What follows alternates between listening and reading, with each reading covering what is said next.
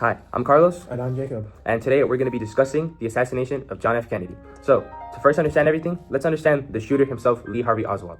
So, Lee Harvey Oswald was an ex-Marine that was trained to be a sharpshooter, but what made him odd was that he was a former Soviet Union member before he migrated to the United States of America. After coming back, Oswald settled in Dallas, and in March 1963, a bullet narrowly missed retired General Edwin Walker in his home. A shooting later attributed to Oswald, suggesting that this may have not been his first attempt to assassinate a public figure. So why was Kennedy even in Dallas? It was part of a 5-city political swing through Texas, which Kennedy knew was critical during the 1964 election. It was also Jackie Kennedy's first major public appearance since the loss of their infant son just months earlier.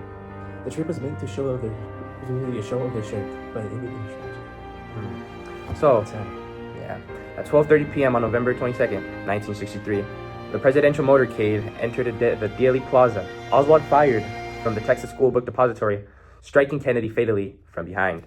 The motorcycle immediately rushed to Parkland Memorial Hospital, where Kennedy was pronounced dead roughly 30 minutes later. Governor John Connally, who was also in the car, was wounded, but fortunately, he survived. The bullet was found by a Secret Service agent named Paul Lindis, and he later admitted that he put it in the stretcher of the ambulance. And that detail wasn't known for 60 years. And so, just 2 hours and 8 minutes after the shooting, Vice President Lyndon B. Johnson was sworn into presidency while he was aboard Air Force One, with a blood-stained Jackie Kennedy standing beside him. But meanwhile, Oswald was arrested, not initially for killing the president. He was first charged with the shooting of a Dallas police officer who found him at a bus stop. Though he never got his day in court. Just 2 days later, he's being transferred to county jail on live television. And a man named Jack Ruby stepped forward and shot him in the stomach.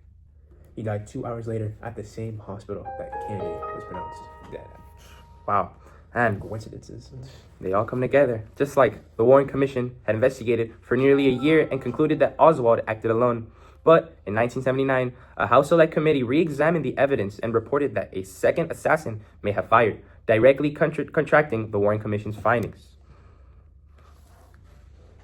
Declassification efforts of the files involving JFK have been continuing. There was recently, last year, there was a new executive order that called for the release of the remaining sealed files. Though the full picture still isn't clear.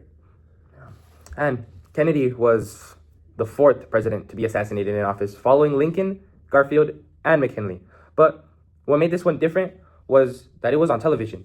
Millions of Americans experienced in real time, in a way no previous assassination had ever been carried out.